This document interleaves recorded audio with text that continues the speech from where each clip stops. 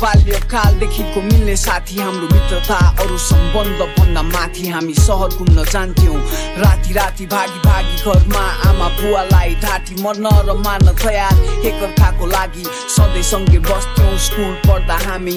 Dubai नजाने यदि एउटा बिरामी जे पनि बाँड्ने हाम्रो राम्रो थियो पानी उसले एक दिन चुलो चल्काइ सोध्यो ओए खाने मैले पनि ताने संकोचै नमानी दिन बित्दै गयो अनि लाग्यो त्यसको बानी बिस्तारै कुलतमा फसियो जानी नजानी आज म जसो तसो आफ्नो पेट पालिरहेको छु पुरानो गाउँ पुर्खौली खेत बारीमा छु डाँडा पारी जान्छु दौराको भारी हाल्छु जसरी भए पनि दुःख गरी बाँचिरहेको छु साथमा परिवार आमा बाउ छोरा छोरी खुसी छु म सुत्न पर्या छैन बोरा ओरी के होला भोलि सपना बुन्न छाडिसके जितको आश छैन किनकि म हारिसके धन कमाउनलाई जब घर मैले छाडी गाथे बाँकीको पुरा 10 वर्ष म खाडी माथे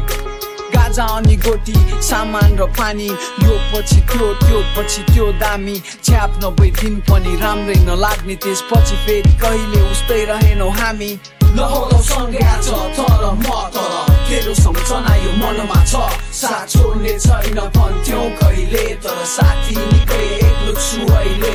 विदेशतिर जानु पर्यो सब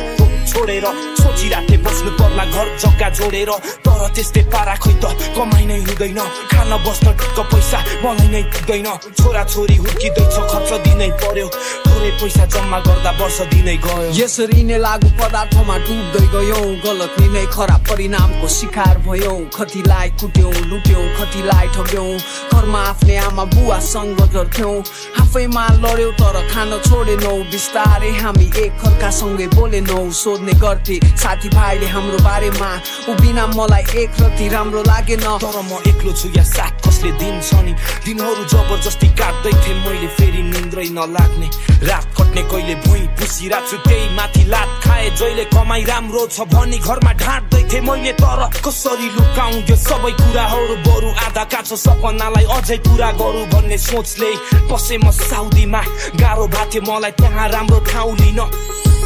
अब सबै त्याग्ने मैले बाछा गरे बाहिर ननिस्की कोठाभित्र सुतेर बसे बिस्तारै म पढाइतिर अघि बढे सुन्ने गर्थे ऊ अझै त्यस्तै छ भन्ने परिवारलाई यता बाहिर कति गाह्रो छ बरु ठिक हुन्थ्यो लाउरेतिरै भर्ती भएको भ पुरानो सबै साथी गाडी चढिरहेको छ काठमाडौँमा घर हातमा सुनको घडी लाएको छ पछि परिरहेको त यता मै मात्र होला अनि आज बन्ने काम भोलि सरिरहेको छ जति गरे पनि सकिन उँभो लाग्न छैन अहिले ताकत यो मेरो बुढो हातमा छोरीलाई क्याम्पस पढाउनलाई खर्च दिनै पर्यो छोराको बिहे गरिदिउ भन्या वर्ष दिनै गयो एक दिन सानो कुसको भाइ मसँग रुन लाग्यो मेरो मनमा भिन्न प्रश्नहरू उठ्न थाल्यो ऊ अघिल्लो रात अस्पतालमा बित्यो रे म माथि आकाश खस्यो म बेहोसिए नहोला सँगै आज तर म तर तेरो सम्झना यो मनमा छ साथ छोड्ने छैन भन्थ्यौ कहिले तर साथी निकै एक्लो छु अहिले नहोला सँगै आज तर म तर तेरो सम्झना यो मनमा छ साथ छोड्ने छैन भन्थ्यौ कहिले तर साथी निकै एक्लो छु अहिले कसैलाई थाहा छैन मेरो मनको पीडा आज आफूले आफैलाई नै गरिरहेको छु घृणा मनभित्र झनझनै घाउ बढिरह्यो म विदेशतिरै हुँदा मेरो बाउ पनि मर्यो आफ्नै दाजुभाइले हेपिरहेछ कहाँ हुनु त्यति मात्र घरभित्रको नाटक यो छिमेकीले देखिरहेछ काठमाडौँमा छोरा आफ्नै तालमा छ मस्त मर्न लाग्या बाउ आमालाई एक्लै छाडी बस्छ छोरो बन्यो ट्यापे गीत गाउँछ मुख छाडेर झै झगडा गर्छ साला हिँड्छ हुल बाँधेर दबाई सबाई खान्छ अरे सुने यस्तै खबर बताइदेऊ मेरो छोरालाई गरिदेऊ कसैले मद्दत विभिन्न प्रश्नहरू खोज्छु म if you never started out with cigarettes सोच्छु म सायद हाम्रो दोस्ती पनि एउटा मिसाल हुन्थ्यो तेरो मेरो साथ हाम्रो मनोबल विशाल हुन्थ्यो हार पनि जित परिहार हुन्थ्यो घर व्यवहार हुन्थ्यो सम्पन्न सुखी परिवार हुन्थ्यो दुःख सुखमा सँगै रोइन्थ्यो हाँसिन्थ्यो तर म दाजु भाइ जसरी बाँचिन्थ्यो छोरा सानो हुँदा मर्छ कि भन्ने डर अहिले ठुलो भयो तर छैन त्यसकै भर हुर्कायो बढायो राम्रो स्कुलमा पढायो मैले दुःख गरी कमाएको नि त्यसैले सकायो भएको एउटा छोरा पनि काम लागेन दुःख बिर्स्यो यसले बाउआमाको नाम राखेन छोरीले भन्छ मेरो जिउमा किन लाग्यो आगो खै त मेरो हात मलाई भयो धेरै गाह्रो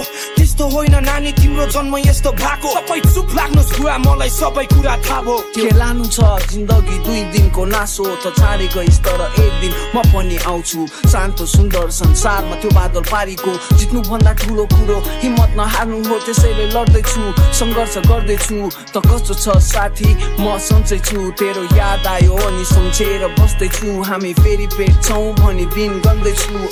कसरी भनौ म कसरी बुझाउ धेरै भयो पीडा छोरीलाई कति रुवाउ बिचरीको हात जल्यो भाग्यले घात गर्यो जब ठुली हुँदै आयो उसलाई अहिले लाज भयो माफ गर्दै छोरी सकिन तँलाई स्याहार्न मर्दैछ तेरो बाउ भेट्न आइज मलाई च्यानमा आफै दुःख गर्नु तिमी मनमा इख भर आफ्नो काममा जानु समयमा आउनु घर के गर्नु छ र म त मर्छु क्यारे अब यस्तै भयो छोरी तिमी मलाई माफ गर जाँदैछु अब म आएको थिएँ जाँबाट